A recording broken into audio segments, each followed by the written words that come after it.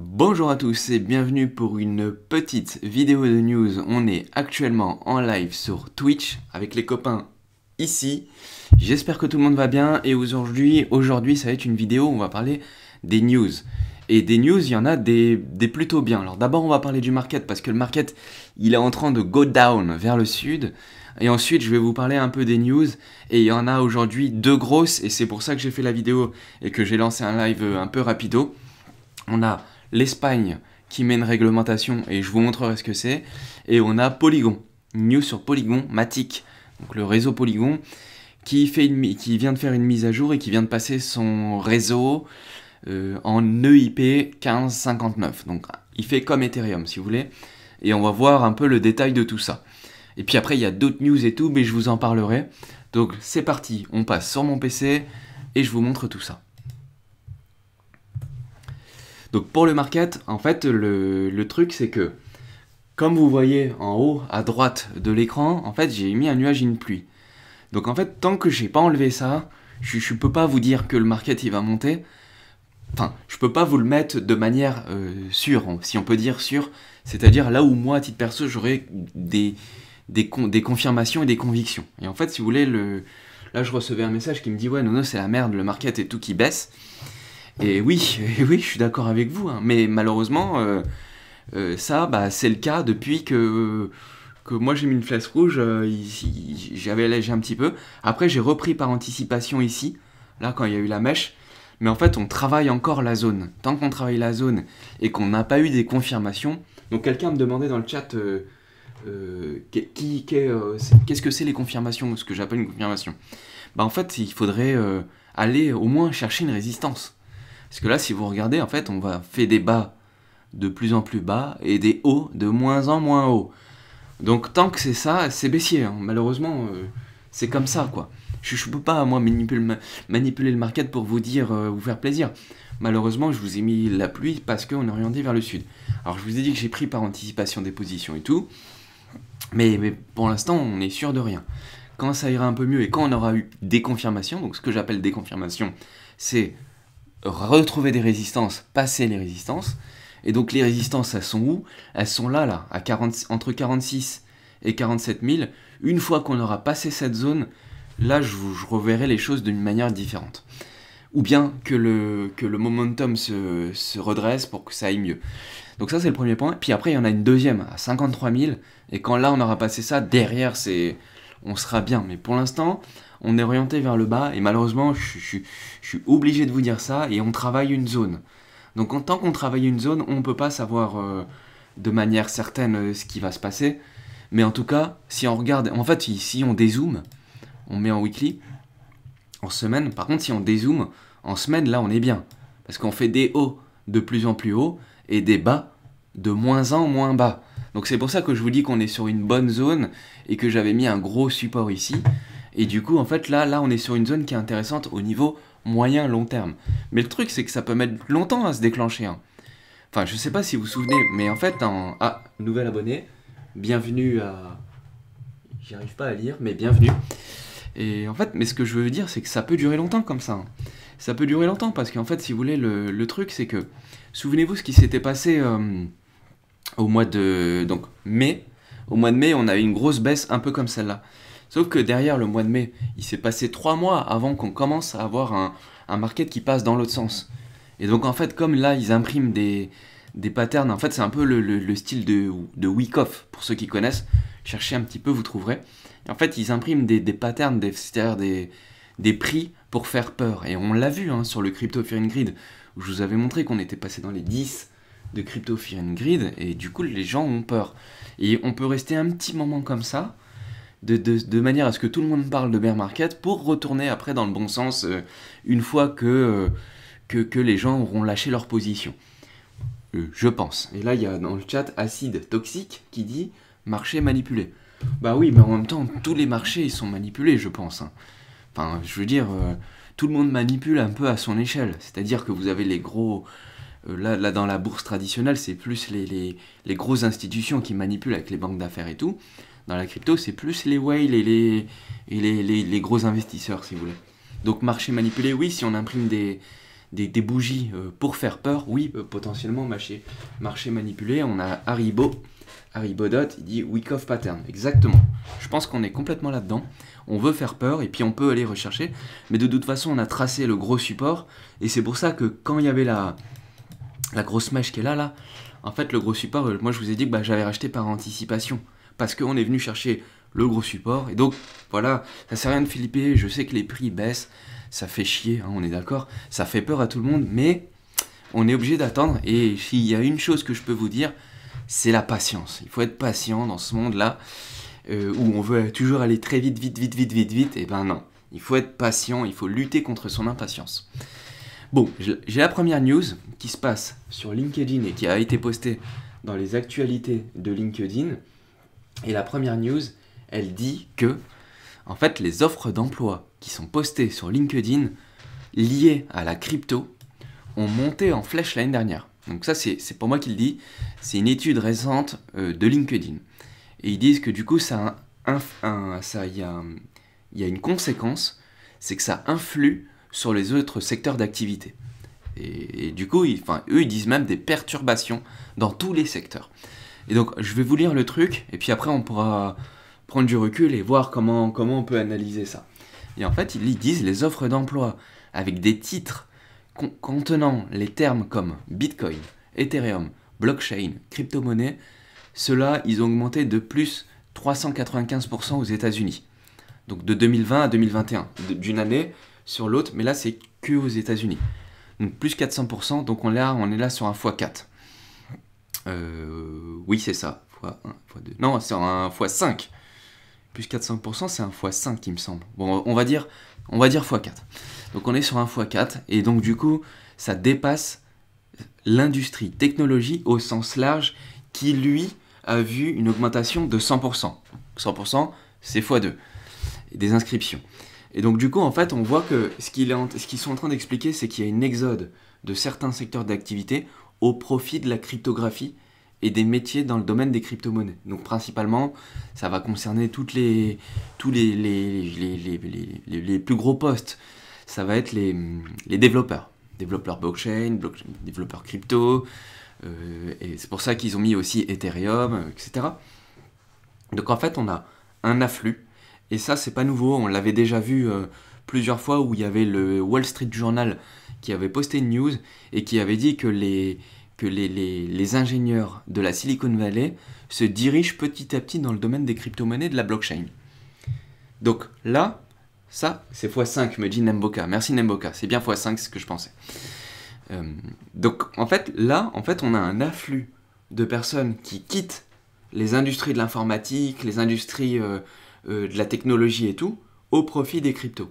Donc ça veut dire que, en plus, c'est bien parce que par rapport à la news, à l'analyse que je vous ai fait il y a 2 semaines par rapport à savoir où vont les devs, non seulement on voit où vont les devs, mais maintenant on sait que, grâce au Wall Street Journal, plus là, à la news de l'étude de LinkedIn, on sait que du coup les développeurs, ils arrivent sur les blockchains en masse. Et donc ils vont proposer des contenus, des flux, et ils vont améliorer la proposition de valeur qui se trouve sur la blockchain.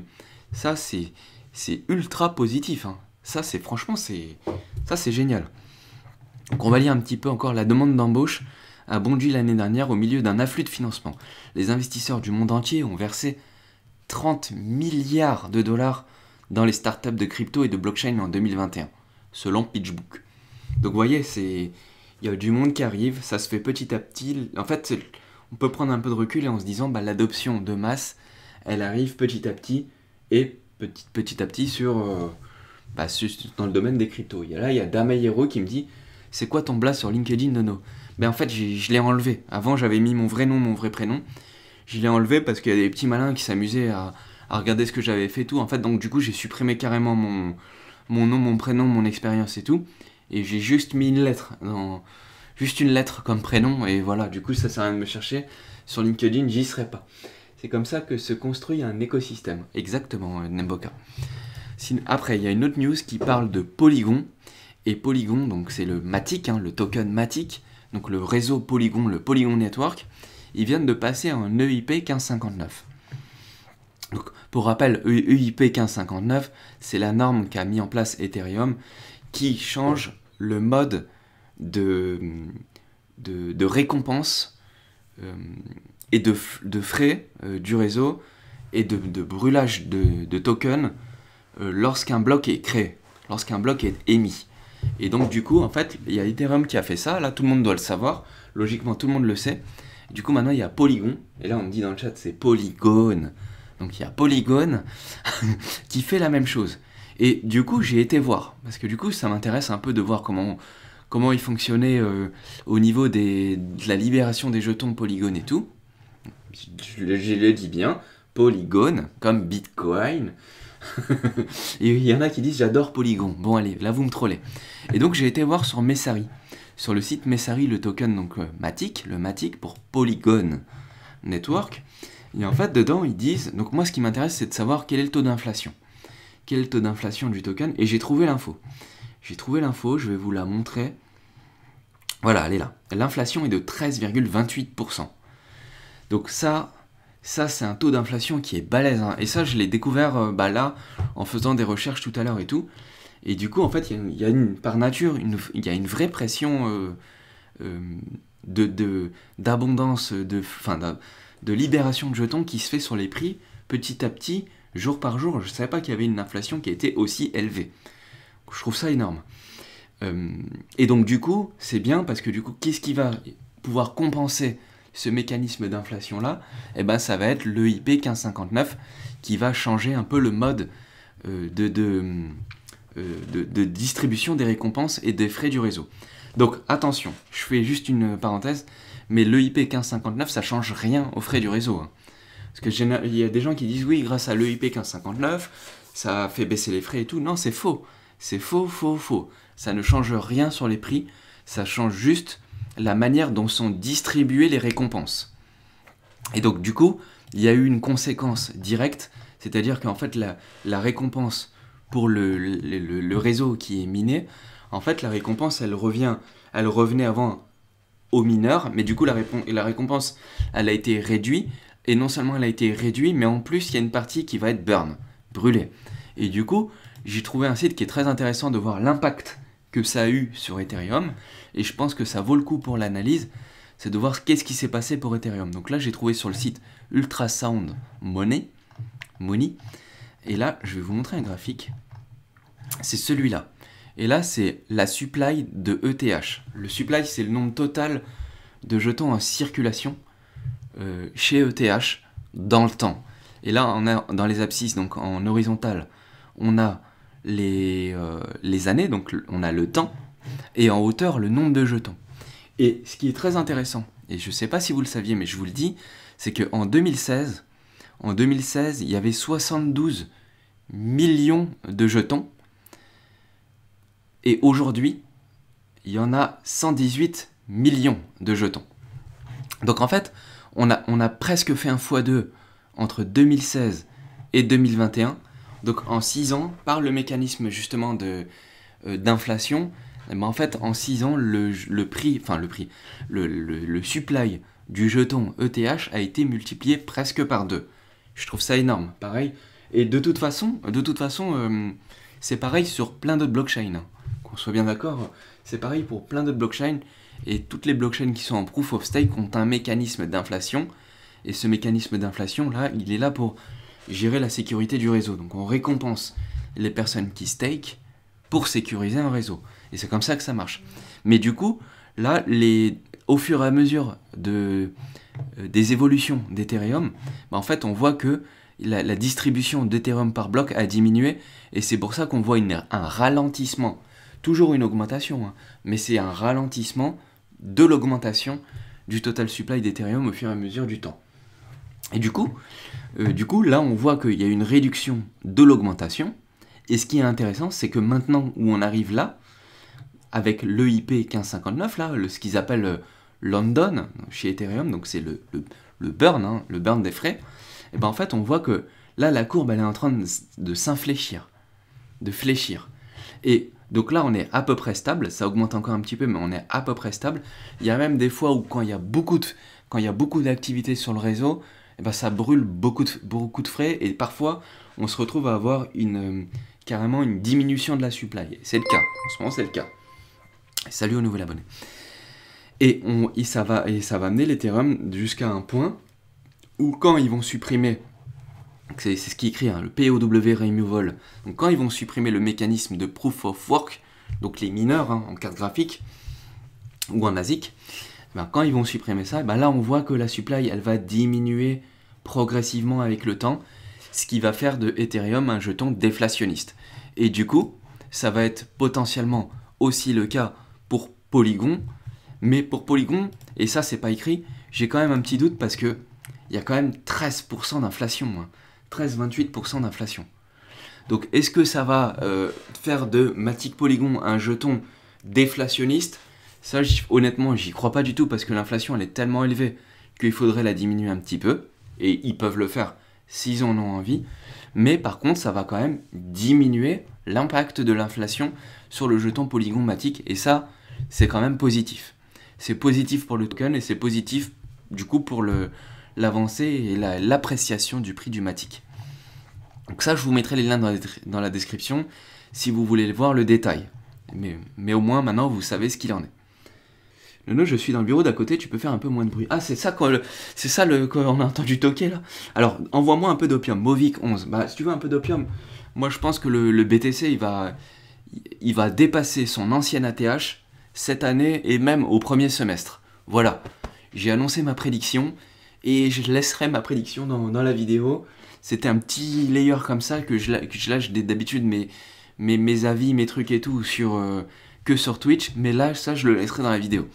Donc voilà, tu voulais un peu d'opium, j'espère que ça t'aura plu. Si ça t'a plu, tu peux me le dire. Donc BTC, ATH, premier semestre 2022, on se le souhaite. Et j'espère que tout le monde sera heureux avec ça, parce que derrière ça peut faire un pump tout. Bon bref, là j'ai une autre news, c'est FTX qui finance et qui est donc maintenant partenaire de Blockchain Australia. Et Blockchain Australia, c'est un gros acteur, ils font des gros salons en Australie, et ils font aussi d'autres choses et tout. Et comme c'est très connu, je pense que ça méritait d'en parler, et on voit que FTX, finalement, il finance un peu tout pour... toujours dans le but de faire du marketing et de la pub.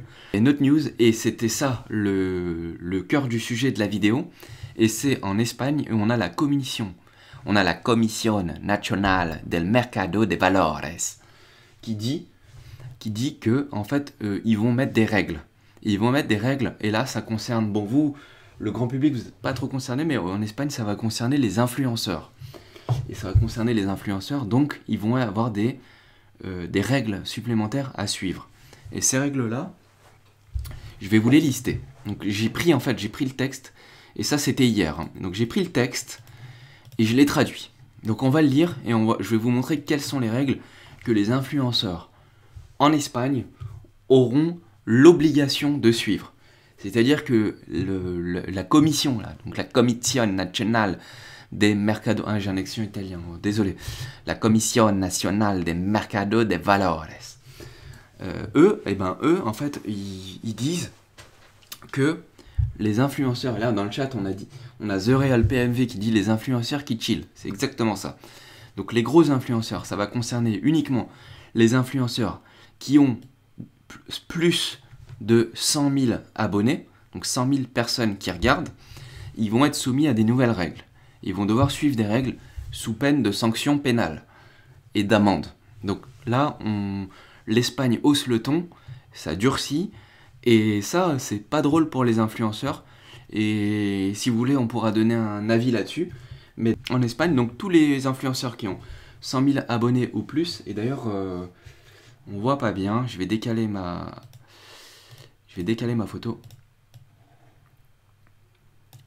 Hop, et ça, on peut pas le cacher là, le cadre.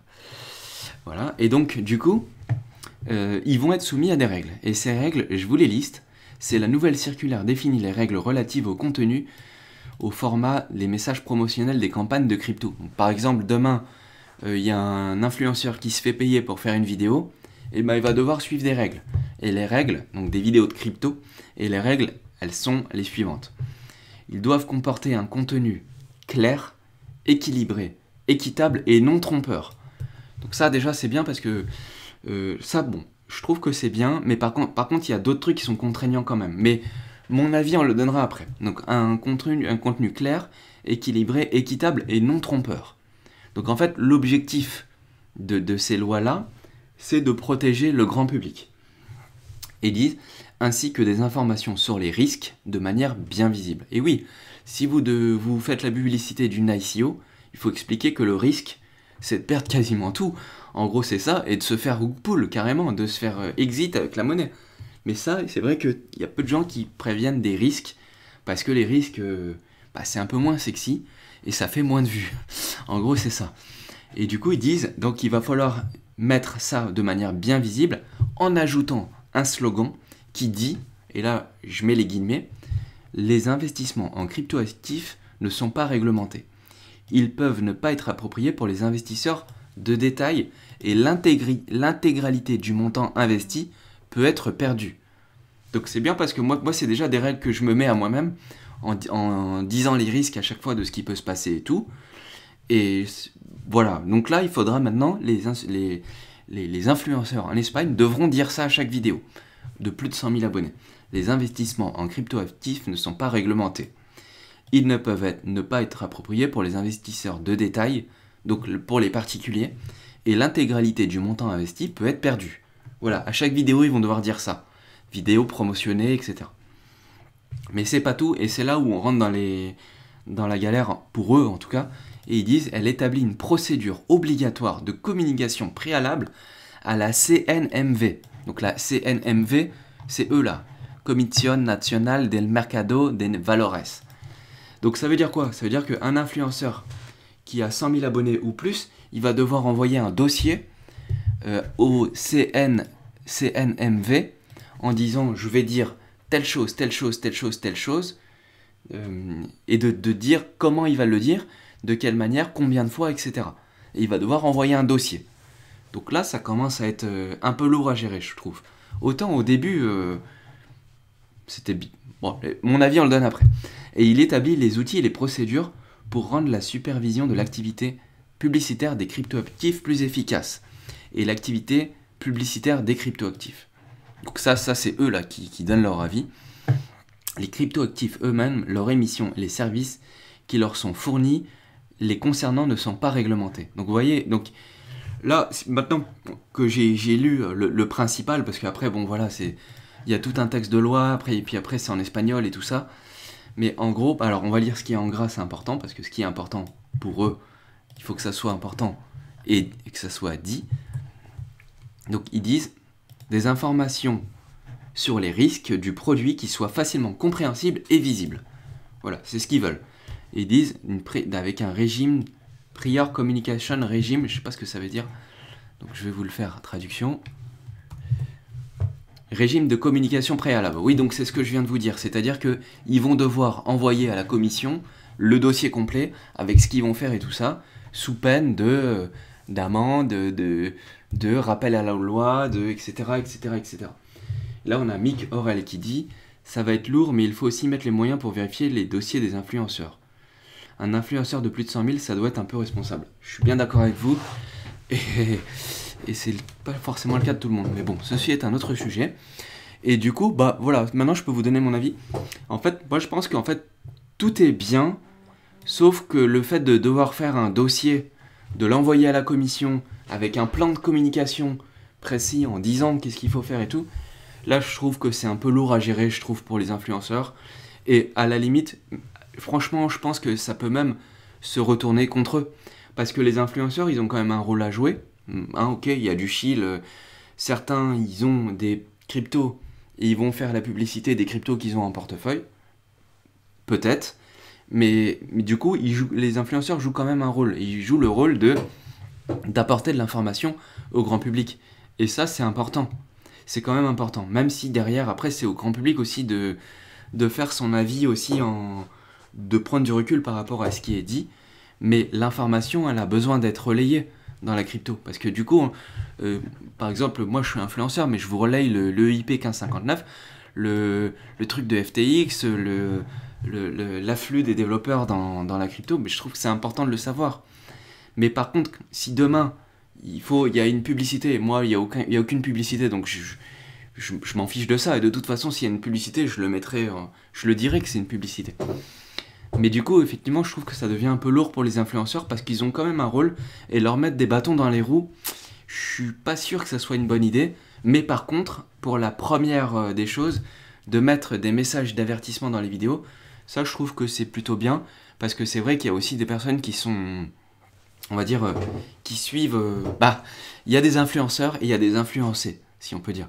Il y a aussi des personnes qui se font influencer facilement, et du coup à ces personnes-là, il faut leur dire, écoutez, il y a un risque, vous pouvez perdre tout, c'est non réglementé, etc. Et au moins ça sera clair pour tout le monde. Enfin bref, voilà, vous avez maintenant mon avis, mais du coup il y a du bon et du mauvais dans cette commission-là de cette circulaire qui concerne la publicité dans les crypto-assets. Et voilà, donc les Espagnols, bon courage aux Espagnols. Si vous êtes Espagnol, bon courage à vous. Et si vous comprenez l'espagnol et que vous regardez des vidéos en Espagne, et ben bientôt, maintenant vous saurez que vous saurez pourquoi vous aurez ces messages-là. Bon, là, ça c'était on va dire les mauvaises nouvelles. Un petit peu de réglementation. Encore, franchement, ça va. Hein. Mais il y a aussi des très bonnes nouvelles, et c'est le président. Donc là, c'est la chambre des présidents du Pakistan. Et eux, ils sont intelligents. Ils disent le président. Donc là, c'est le président. Imaginez si Macron, il disait quelque chose comme ça.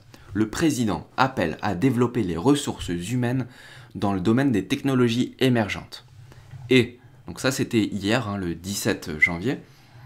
Donc le président, le docteur DR Arif Alvi, a appelé au développement et à la formation des ressources humaines du pays, hein. Donc là c'est le pays qui agit. Vous imaginez le truc de fou, ça c'est super. Du pays dans le domaine des technologies émergentes telles que la blockchain. Donc il commence en plus, il cite en premier la blockchain. Donc ça c'est bien, c'est révélateur, et c'est pas tout.